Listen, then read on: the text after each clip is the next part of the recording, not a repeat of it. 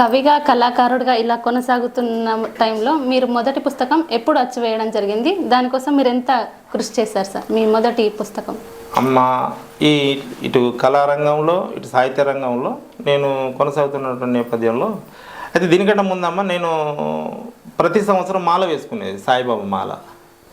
ఇట్లా వేసుకునేది. నేను షిరిడీకి వెళ్ళాలని కానీ వెళ్దామని కానీ నేను ఎప్పుడు అనుకోలేదు. అట్లా ఒక 10 సంవత్సరాలు వేస్తున్నటువంటి తరుణంలో నేను మంచిర్యాలకు వచ్చిన తర్వాత ఆ మొదటి సంవత్సరమే మా అబ్బాయిని పాఠశాలలో దింపడానికి వెళ్ళినప్పుడు ఆ పాఠశాలలో వేరే ఇంకొక ఆయన కారు తీసుకొని ఆయన మాల వేసుకొని వచ్చారు. సార్ మీరు సాయి మాల అంటే అన్న తర్వాత మీతో కొద్దిగా మాట్లాడారు, పక్కన రండి అన్నారు. సరే దాని మీద ఏదో ఒక ప్రోగ్రామ్ అప్పుడు దత్త జయంతి కార్యక్రమం ఎలా చేద్దాం ఆయన ఏమన్నా సార్ నేను ప్రతి సంవత్సరం ఒక్కరిని షిరిడీకి తీసుకెళ్తా, ఈసారి ముందటి సీటు మీకు రిజర్వ్డ్, మీరు నాతో రావాలా కార్లో అని అన్నా. అంటే మీ గురించి ఇదివరకు ఇక్కడ ఆయనకు నా గురించి తెలియదు, ఆయన గురించి నాకు తెలియదు, అంతే అట్లా అన్నాడు ఆయన. ఆ 10 రోజులకి దత్త జయంతి కార్యక్రమం చేస్తున్నప్పుడు ఆయన చూశాడు నా కదలికలన్నీ కూడా, అక్కడ భజనలు నిర్వహించడం, పాడడం, చేయడం, తర్వాత నేను రచయిత అని తెలియడం. అట్లా తెలిసినప్పుడు అంటే నా పాటికి సీడీలు తీశాను, సాయిబాబా పాటలు కానీ, జానపద గేయాలు కానీ, వీడియో ఆల్బమ్స్ కానీ ఇవన్నీ తీశాను నేను. కానీ పుస్తకంగా మాత్రం ఇంకా అప్పటికి నాకు ఇంకా ముద్రించలేదు నా కవితలు కానీ గేయాలు కానీ. అట్లా షిరిడీకి వెళ్తున్నప్పుడు నైట్ ఇక్కడ నుంచి వెళ్తూ కొంత దూరం వెళ్ళిన తర్వాత నా సీడీ ఒకటే కార్లో ప్లే చేశాను మేము. ఆయన వెనకాల కూర్చున్న సార్ ఊరికే అందరు ప్రతిసారి ఈ సీడీలు వినే అవకాశం ఉంటుందా సార్? ఇంకోటి ఈ రోజుల్లో సీడీ ప్లేయర్లు పోయినాయి, టేబుల్ రికార్డ్కి వేసినాయి, తర్వాత మన అవి మెమరీ కార్డులు వచ్చినాయి. ఇట్లా కాకుండా మీరు రాసిన గేయాలన్నీ ఒక పుస్తకం వేస్తే ఎట్లా ఉంటుంది సార్ అని అన్నారు. వాస్తవంగా అమ్మ ఈ సందర్భంలో చెప్తున్నా, నేను కొంత నాది ఆర్థికంగా నేను కొంత వెనుకబడ్డ కుటుంబం మాది. నేను ఆయన ఒక పుస్తకం అంటే ముద్రణకి మనకి ఖర్చు అవుతుంది. ఆయన పేరు గుమ్మల శ్రీనివాస్. అంటే దానిదే ఉన్నది సార్. ఇప్పుడు కార్లో మనము ఉన్నాం కదా, నలుగురం వెళ్తున్నాము. ఎంత అయితే పుస్తకం అంటే 20-25 వేలు అయితే సార్ మనిషికి 5 వేలు వేసుకుందాం సార్, దాన్ని ఏమున్నాను. దానికి ఇక్కడ ఉన్న దాసరి అంజుబాబు గారు అనే సివిల్ కాంట్రాక్టర్, నిజంగా మీ సందర్భంగా నేను ఆయనకు చేతులెత్తి నమస్కరిస్తున్నా. ఇప్పటికి కూడా నాకు మంచి ఆప్తమిత్రుడు, సహృదయుడు, సామాజిక సేవా దృక్పథం కలిగినటువంటి వ్యక్తి. ఇక ఆయన గురించి చెప్తే ఒక పుస్తకమే రాయచ్చు, చాలా మంచి వ్యక్తి. ఆయన అన్నాడు, సరే సార్ మీరు ఎంత వేసుకున్నా కానీ సగం ఖర్చు నేను ఇస్తాను అన్నాడు ఆయన. అట్లా షిరిడీకి పోయి వచ్చిన తర్వాత అమ్మ ఇది 2013 డిసెంబర్ 27 నాడు షిరిడీ నుండి వచ్చానమ్మ నేను. జనవరి తర్వాత 2014లో నేను ఇక్కడ బూర శంకర్ గారు హిందుస్థాన్ స్టూడియోలో నా మొదటి పుస్తకం అచ్చువేయించడానికి ఇచ్చాను. ఇంకా చేసిన తర్వాత ఆ మొదటి పుస్తక ఆవిష్కరణ ఇక టీటీడీ కళ్యాణ మండపం ఉంది, అందులో పెట్టాను నేను. అప్పుడు ఇక్కడ స్థానికంగా నాకు ఎక్కువ కవులు ఎవరు పరిచయం లేకుంటుండే. అప్పుడు దానికి భువనగిరి రాజారెడ్డి గారు అని చెప్పి వాళ్ళ సంస్థ యువకళా సమితి అని చెప్పి ఆ యువకళా సమితి సంస్థ పక్షాన ఈ పుస్తక ఆవిష్కరణ చేయడం జరిగింది. ఇంకా ఆయన నా పుస్తకం అవి ముందు మాట కూడా రాశారు, ఆయన చదివి చూసిన తర్వాత అప్పటికి వాళ్ళ సంస్థకి ప్రధాన కార్యదర్శి లేకుండే. ఇంకా ఆయన నా మీద ఏమనుకున్నాడో, ఏ రకంగా ఊహించుకున్నాడో కానీ అమ్మ ఆ సంస్థకి నన్ను అదే వేదిక మీద ప్రధాన కార్యదర్శిగా ప్రకటించారు. అప్పుడే ఇంకా అప్పటి నుండి అట్లా కొంత ఒక 18 నెలలు ఆ సంస్థలో ఉన్నానమ్మ నేను. అట్లా నా మొదటి పుస్తకం అయిన తర్వాత ఇక్కడ స్థానికంగా లీలాప్రసాద్ గారని ఉండే అమ్మ. ఆయన టీచరు, సింగరేణి స్కూల్లో టీచర్గా చేసి రిటైర్డ్ అయ్యాడు. ఆయన ఆచార్య లీలాప్రసాద్ గారు, నాగినేని లీలాప్రసాద్ గారు, సంస్కృత పండితమ్మ ఆయన. అప్పటికి ఆయన పుస్తకాలు ఏమీ రాలేదు, కాకపోతే ఆయన రామాయణం, భారతం, భాగవతం ఇటువంటి వాటి మీద మంచి గ్రిప్ ఉన్నటువంటి ఆయన. అప్పుడు ఆయన సాహితీకరణం అటువంటి పత్రికకు శ్లోకాలు, టీకా, తాత్పర్య ఇట్లా రాస్తూ ఉండేవాడు. ఇంకా ఆయన పరిచయం అది భువనగిరి రాజారెడ్డి గారు నాకు పరిచయం చేశారు. ఆ తర్వాత ఈ పుస్తకావిష్కరణ తర్వాత నేను అప్పుడప్పుడు వీళ్ళు దూరికే వాళ్ళ ఇంటికి వెళ్ళేది. నిజంగా మహానుభావుడు. ఈరోజు ఆయన లేరు కానీ ఆయన ఈ నేను ఇంకా వేరే పుస్తకాలు రాయాలని రాస్తాను అనుకోలేదమ్మా. ఆయన ఒకరోజు నాతో నిజంగా అలా కొడుకులలాగా భావించేవాడు. నాన్న ఇంకొక పుస్తకం ఏదైనా రాయే అని అన్నాడు. ఏమో గురుగారు నేను గేయ కవిని. నా మొదటి పుస్తకం గేయాలమ్మా. అందులో 3 భాగాలు ఉంటాయి. ఒకటి జానపద గేయాలు, ఒకటి సామాజిక గీతాలు, ఒకటి భక్తి గీతాలు. అంటే ఆ సామాజిక గీత తెలంగాణ ఉద్యమ గీతాలు అట్లా రాశాను నేను. అయితే గేయాలు అంటే ఆయన అప్పుడు నాకు చెప్పాను, నాన్న నువ్వు నాణీలు రాయి నాన్న అన్నాడు. అప్పటికమ్మా నాకు నాణీలు అంటే తెలియదు. ఈ నాని ఏంటి గురువు గారు అని అంటే ఆయన నాకు చెప్పాడు. నాని అంటే నాన్న 4 లైన్లు ఉంటాయి, 4 లైన్లు. ఏ లైన్కి ఆ లైన్ని ఉంటుంది. ప్రతి లైన్లో నాన్న ఇగో ఈ లెక్క ప్రకారం మించకుండా అక్షరాలు ఉండాలి. ఈ అన్ని లైన్లలో అక్షరాలు కలిపితే అవి 25కు మించకుండా ఉండాలి. కింద కింది 2 లైన్లలో ఒక పంచ్ ఉండాలా, లేదా ఒక చమత్కారం ఇట్లా ఉండాలా అని అన్నాను. వెంటనే నేను అట్లా చెబుతూ ఉండగానే మేము వాళ్ళ ఇంటి ముందు చిన్న గార్డెన్ లాగా, ఒక చిన్న లాన్ లాగా ఉంది. అలా కూర్చుంటే అక్కడ తెల్ల పూల చెట్టు ఉంది. ఒక పువ్వు రాలింది. నేను చూశాను దాన్ని. ఎట్లా అన్న, పువ్వు రాలింది ఎందుకోసము, పువ్వు రాలింది ఎందుకోసమో, నేల తల్లి రుణం తీర్చుట కోసం అని అన్నాను. అప్పటికప్పుడు చెప్పేశాను. అన్నాడు, అరే ఇది నాన్న ఇంత అద్భుతంగా చెప్పావు, ఇక నువ్వు రాయడమే కావాలని అన్నాడు. ఆ తర్వాత అమ్మ ఇంటికి వచ్చి నా దగ్గర ఒకటి అమ్మ, నేను రాయడం అంటూ మొదలు పెడితే ఇంకా అది వీలున్నప్పుడు రాయడము, నెలల తరబడి రాయడం కాదు. సుమారుగా 15 రోజుల నుండి 15 రోజులకు ఇంకా తక్కువే ఈ నాణ్యాలు 108 నాణ్యాలు రాశాను నేను.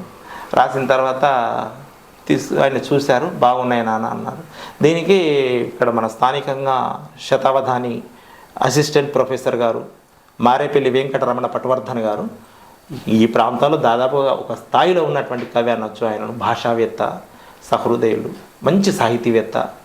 ఆయనతో ముందు మాట రాయించడం తీసుకెళ్ళినప్పుడు ఆయనే సరే నేను రాస్తే అక్కడ పెట్టి వెళ్ళు అని అనకుండా ఆ బుక్ను తీసుకొని నా ముందు కూర్చొని ఆ టేబుల్ మీద పెట్టుకొని ఆయన ఒక్కొక్కటి చదువుతూ ఇంత అద్భుతమైన ఎందరో నాణ్యాలను నేను చదివని రాశారు. ఈ నాణి అనే ప్రక్రియకు రూపకల్పన చేసిన వారు ఎన్ గోపి గారు, ఆచార్య ఎన్ గోపి గారు. వారు చేసిన తర్వాత చాలామంది దీన్ని అనుసరించి రాశారు. కానీ గౌడ్ గారు ఎంత అద్భుతంగా ఉన్నాయంటే, నాని అంటే ఇలాగే ఉండాలి అన్నది. ఇవన్నీ కూడా చాలా అద్భుతమైనటువంటి నాణేలు, ఎంత భావయుక్తంగా ఎంత అర్థవంతంగా ఉన్నాయని ఆయన నన్ను చూసారు, ముందు మాట రాశారు. వీటితో పాటుగా అమ్మ ఇందులో నుంచి ఒక 6 నాణేలు నేను సాహితీకరణ పత్రిక పంపించాను నేను, పత్రిక కోసం. ఆ పత్రికకు పంపించిన తర్వాత లేదమ్మా, అంతకుముందు చాలా పత్రికలలో వచ్చాయి. ఈ నాణేలు మొదటిసారి పంపడం జరిగినప్పుడు ఆ పత్రికలో వచ్చాయి, నేను చూశాను. తర్వాత అయిపోయిన తర్వాత ఒక రోజు సాయంకాలము ఆ పత్రిక వచ్చిన మాసంలో ఒక ఫోన్ వచ్చిందమ్మ. చూస్తే పేరేం లేదు, నాకు తెలిసిన వాళ్ళు కాదు. చూసి లేపాను సాయంత్రం 6 గంటల ప్రాంతంలో. ఆయన అన్నారు, దాసరి శ్రీనాథ్ గౌడ్ గారా మాట్లాడేదంటే, అవును సార్ నేనే సార్, మీరెవరు సార్ నేను తెలుసుకోవచ్చా అంటే, నా పేరు కడారు వీరారెడ్డి అంటారు, నేను కరీంనగర్ శాతవాహన కళాశాలలో వైస్ ఛాన్సలర్ని అని అన్నారు. ఇంత మహానుభావుడు నాకు ఫోన్ చేశారు ఏంటి మరి. నాకు మీరు రాసిన నాణ్యాలకు సంబంధించిన ఒకటి సాహితీకరణం ఈ మాసపత్రిక నాకు అందిందయ్యా అనగానే, అంత పెద్దవాడు మరి నాకు ఫోన్ చేశారు. వారు ఏంటిది మరి ఏం చెప్తారో అని అనుకునే నేపథ్యంలో అన్న, సాధారణంగా నేను ఎవరికి ఫోన్ చేయనయ్యా, నా బంధువులకు కూడా ఇంత టైం నేను ఎవరితో మెయింటైన్ చేయను, 18 గంటలు నేను శ్రమిస్తాను నేను నా రంగంలో. సరే నీకు ఫోన్ చేయడానికి గల కారణం ఈ నాణ్యాలు నీకు ఫోన్ చేయించినాయి నాతోని అని అన్నారన్న అని ఒక మాట అన్నారమ్మ మహానుభావులు. 6 నాణ్యాలు మీరు పంపించారు, 6 అద్భుతము, ఒక 2 బాగలేవని కదా, 2 మినహాయిస్తే ఒక 4 నాణ్యాలు మాత్రము ఇవి 4 వేదాల్లాగా అనిపించినాయి నాకు అని అన్నారమ్మ. ఇంకా నాకు అనిపించింది రాష్ట్రపతి అవార్డు పొందినంత. ఇప్పుడు ఆయన భాషావేత్త, ఒక యూనివర్సిటీ వైస్ ఛాన్సలరు, అందులో స్వయంగా కవి.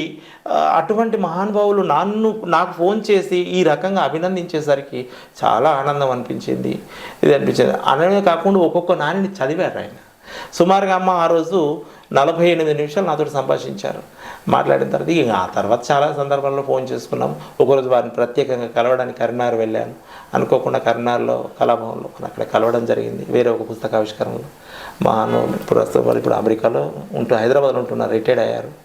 అప్పుడప్పుడు ఫోన్ చేస్తే ఏమయ్యా సాహిత్యం ఎలా నడుస్తుంది అంటే, ఇట్లాంటి మహానుభావులతో అంటే నాకు అనిపించింది అప్పుడు పెద్దవాళ్ళతో సహచర్యం లేదా వారి యొక్క మన్నన పొందడం అనేటువంటిది నిజంగా. సరే వేదిక మీదకి వెళ్ళి శాల్వాలు కప్పడం, మెమోంటోలు ఇవ్వడం అది సామాన్యమే. కానీ మనం ఏ సభ పెట్టకుండా, వాళ్ళని పిలవకుండా, ఆహ్వానించకుండా వాళ్ళే స్పందించి మన సాహిత్యం పట్ల ఆ స్పందనని ప్రశంసా రూపంలో తెలియజేయడం అనేటువంటిది ఇది పూర్వజన్మ సుకృతము, నా అదృష్టము ఈ సాహిత్య రంగంలో. ఇక్కడ ఒక మాట మరీ చెప్తున్నానమ్మా, నాగినేని లీలాప్రసాద్ గారు అనేటువంటి మహానుభావులు ఇక అక్కడి నుండి నాణ్యులైన తర్వాత ఎప్పుడు అమ్మ ఆయన నన్ను ఎట్లా చేశాడు అని అంటే, ఆయన నాలో ఏం గుర్తించాడో కానీ ఈ పుస్తకం కాగానే 2వ రోజు 3వ రోజు మళ్ళీ ఇంకేదైనా ట్రై చేయి, ఇంకేదైనా రాయని అంటే. మామూలుగా ఇప్పుడు ఈ దీపావళి పండుగకి షేర్ పటాకాలు అంటారు, ఇంత లైడీలు ఉంటాయి కదా, 100 వాళ్ళ 1000 వాళ్ళ అంటారు, అట్లా ముట్టించి ఉండేవాడు ఆయన. ఇంకా మోగుతుంటే తమాస విషయం అటువంటి అన్నాడు. అంటే ఆ రకంగా నన్ను ఆయన వీళ్ళలో చాలా ఫైర్ ఉంది, ఆ సాహిత్య చెప్పేది ఉంది, పద సంపద ఉంది, రాయగలడు అనుకున్నప్పుడు అట్లా అమ్మ ఇవాళ నేను నా 5-6 పుస్తకం వరకు వారు నాకు వారి దగ్గరలో ఉండే ఇక్కడ, ఆ తర్వాత వాళ్ళు కొద్దిగా దూర ప్రాంతానికి వెళ్ళిపోయారు.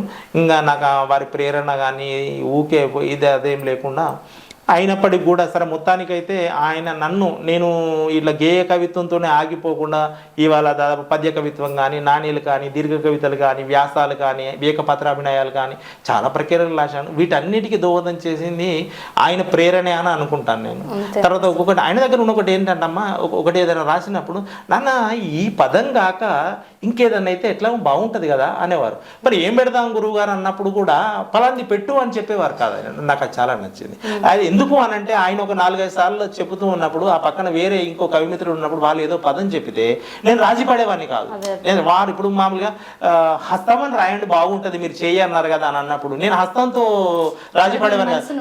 నేను కరం అని రాసేది. అంటే వాళ్ళు చెప్పింది పెట్టుకోకపోయేది కానీ వేరే నానార్థం పర్యాయ పదం ఇట్లా తీసుకొని అని ఎందుకు అని అంటే ఇంత పెద్ద కవిత్వం రాసినప్పుడు ఈ ఒక పదాన్ని మార్చడానికి నా తెలుగును ఉపయోగించలేనా నేను, ఇందులో ఎవరు ప్రామేయం ఉండద్దు అన్న అట్లా అది గుర్తించి ఆయన నాన్న ఇంకేదన్నా ఆలోచించు అనేవారు అన్నట్టు. అట్లా ఆ రకంగా నా 5-6 పుస్తకం వరకు వారి యొక్క ప్రోత్సాహం లభించింది, నన్ను ప్రేరేపించారు ఆయన. చాలా ఆ మహానుభావానికి నేను హృదయపూర్వకంగా నమస్కరిస్తున్నామా ఈ యూట్యూబ్ ఛానల్ పక్షాన ఈ సందర్భంలో కూడా మహానుభావులు ఆయన అట్లా ఇచ్చేశారు. ఇక నా భాషా సంపదకు, నాకున్నటువంటి పద సంపదకు, సామాజిక సాంఘిక వ్యవహారిక విషయాల మీద అంతా మా నాన్నగారే గురు, మహానుభావులు, మా తండ్రి నా గురువు. Okay sir.